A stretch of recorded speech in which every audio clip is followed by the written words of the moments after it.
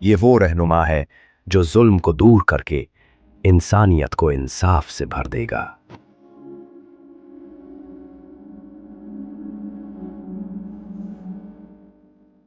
हजरत दज्जाल आजाद हो गया है। समुंदर के बीच एक पुरअसरार जजीरा और वहां जंजीरों में कैद एक शख्स जो इंतजार कर रहा है। और नबी सल्लल्लाहु अलैहि वसल्लम ने फरमाया, उसका फितना दुनिया का सबसे बड़ा इम्तिहान होगा। और फिर जंजीर टूट गई, फितना का बादशाह आजाद हो गया।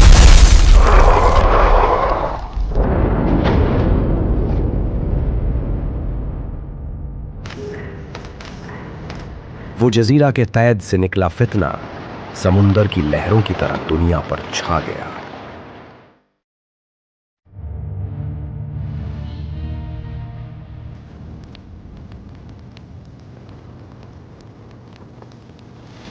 और जब दज्जाल निकलेगा, दुनिया अफरा तफरी में डूब जाएगी। जंग, कत्ल और फितना हर जगह फैल जाएगा।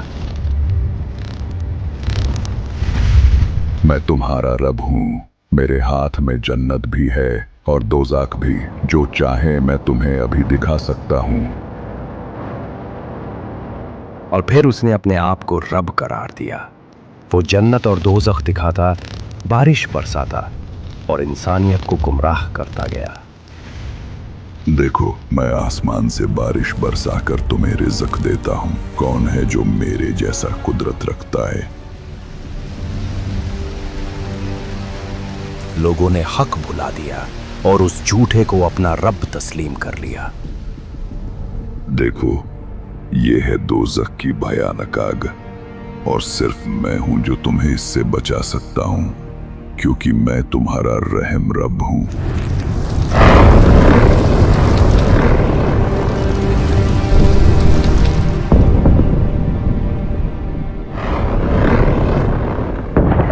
फितने की आग इतनी तेज थी कि हजारों इंसान उसके वादों पर ईमान ले आए। देखो, ये है जन्नत के हसीन बाग। नदियां बह रही हैं जो सिर्फ मेरी इत्ताअत करने वालों की है। नबी सल्लल्लाहु अलैहि वसल्लम ने फरमाया, उसके साथ जन्नत और दोज़ख होंगे, मगर उसकी जन्नत हकीकत में दोज़ख होगी।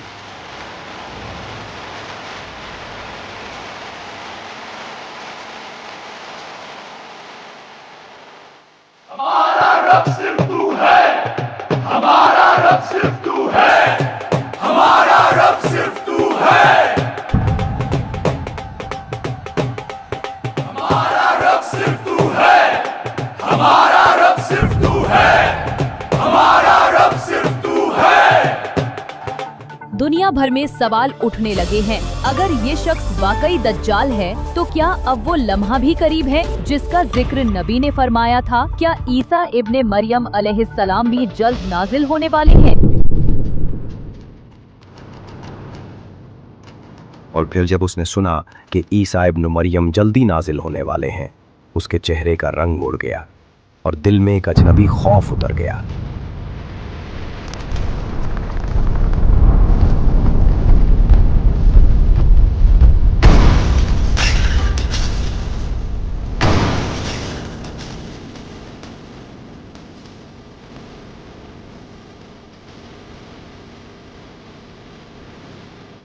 तू सोच रहा है ईसा के आने से मैं रुक जाऊंगा? मैं हर ईमान को तोड़ने वाला कुदरत हूं और तू सिर्फ एक इंसान है।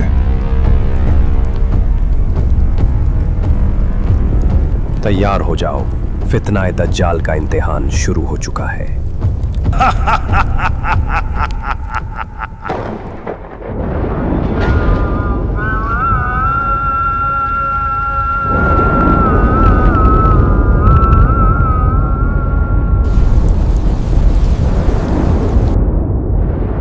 फिर ईसा इब्ने मरियम उतरे, सफेद चमकते लिबास में, और उनके चेहरे से बूंदें टपक रही थीं जो मोती की तरह चमक रही थीं।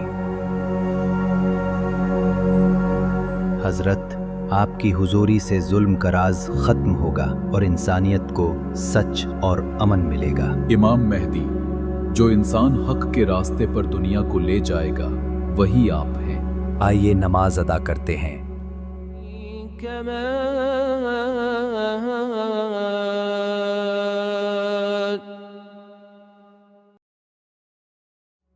या अल्लाह, तू रहमान, तू रहीम, इंसानियत पर अपना नूर नाजिल फरमा, जुल्म का राज खत्म कर, हक और सच को कायम कर, हिदायत और सब्र का नूर हमारी रूहों में भर दे, फितना और झूठ को दूर कर और दुनिया को अमन और इंसाफ से नवाज दे।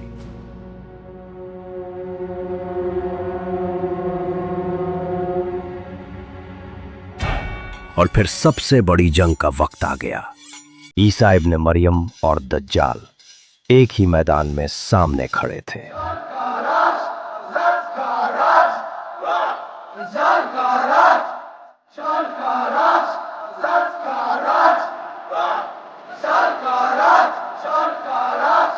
और फिर लोग उसके नारे लगा रहे थे, उसको अपना रब मानकर ईसा इब्ने मरियम के खिलाफ जंग के लिए खड़े हो गए। इतनी छोटी सी तादाद, तुम्हारे सारे इरादे बस हवा हो जाएंगे।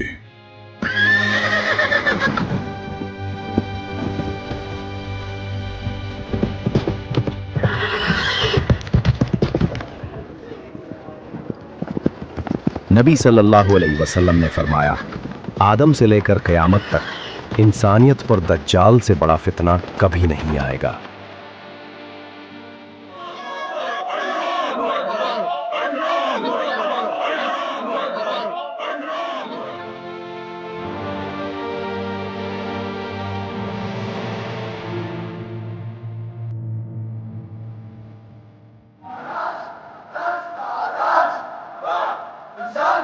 आगे बढ़ो, राज कायम करो।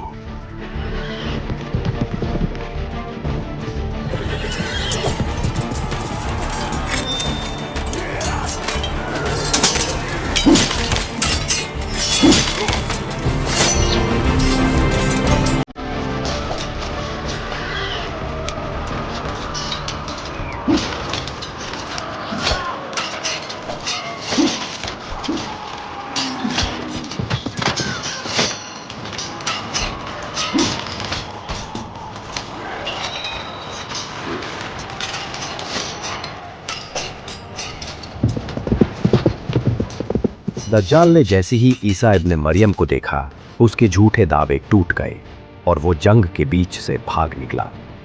और जब ईसा इब्ने मरियम उसके करीब गए, वो नमक पानी में घुलने जैसा पिघल गया और फिर बावजूद पर उसका अंजाम हुआ। हजरत, मेरी गलतियों के लिए माफी चाहता हूँ। अब मैं सिर्फ हक की राह चुनूंगा। हजरत, माफ कर दो। और तुम्हारा रब सिर्फ एक है, उसके सिवा कोई माबूद नहीं।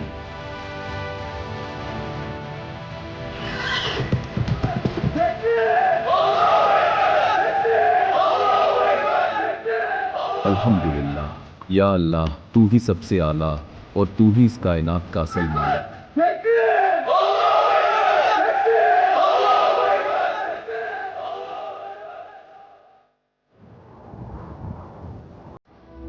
और फिर एक फरिश्ता ईसा इब्ने मरियम को खबर देता है, यह ईसा इब्न मरियम खुदा का पैगाम है।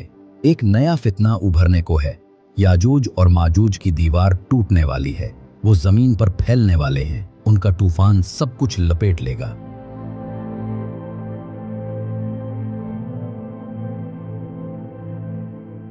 लोगों, अल्लाह का पैगाम आया है।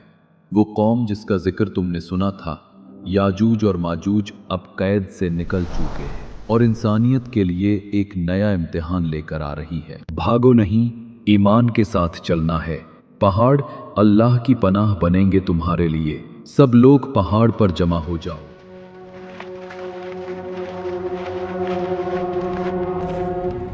और जब याजूज माजूज खोल दिए जाएंगे, वो हर बुलंद जगह से तेजी से निकल पड़ेंगे।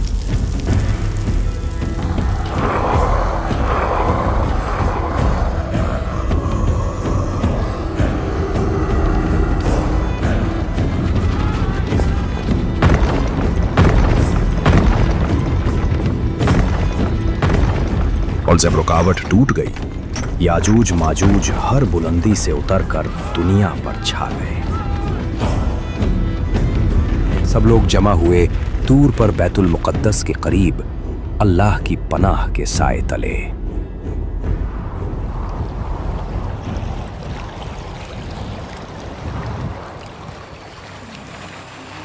अब उनकी लश्कर तालाब की तरफ चल पड़ी। वो प्यास जिसे जमीन का एक एक कतरा बुझा न सका, अब पानी को निगलने आई थी।